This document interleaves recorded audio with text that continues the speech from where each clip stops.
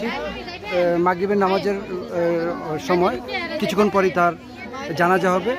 আমরা কাউসার দেওয়ানের স্ত্রী এবং ছোট একটি বাচ্চাটার বয়স কতদিন হলো? 9 মাস বছরের বাচ্চা, এবং তাদের গতকালকেই অ্যানিভার্সারি, অর্থাৎ তাদের বিয়ের 2 বছর পূর্ণ হয়েছে। সেই দিনটাতেই এই আসিয়ান গ্রুপের সন্ত্রাসীরা তাকে কুপিয়ে হত্যা করেছে, এই অভিযোগ তাদের, এবং সেটা ভয়ঙ্কর লোমহর্ষকভাবে তাকে কুপিয়েছে।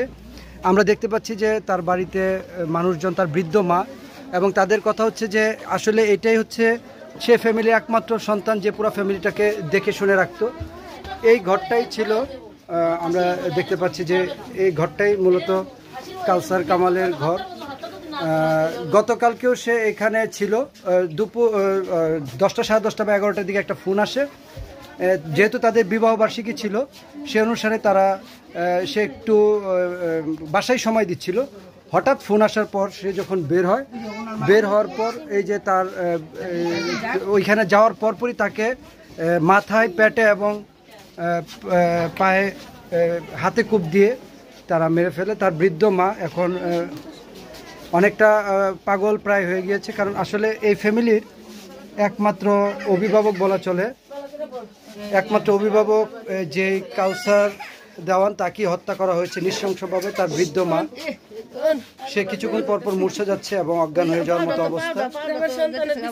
এবং সে যেটা বলছে এলাকাবাসী, যে সে খুব সন্তানদেরকে আগলে রাখতো, শাসন করত।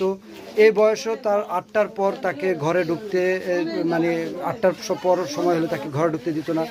খুব আদরের, শাসনের ছিল। সন্তান হারিয়ে সে এখন বাকরুদ্ধ। এবং আমার সন্তানের বিচার গোয়া আমি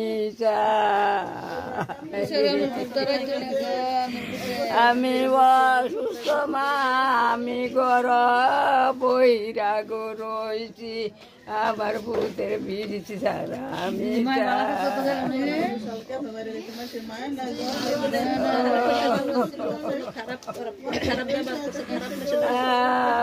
আমার পুঁতে ডাক্তার লারো লইয়া দৌড়াদৌড়ি করছে গো, আমি আটতে চলতে পারি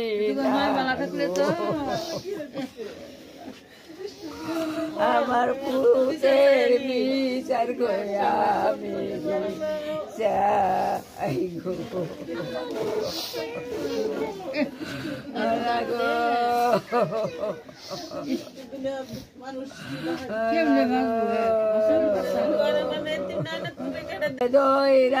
বাথরুম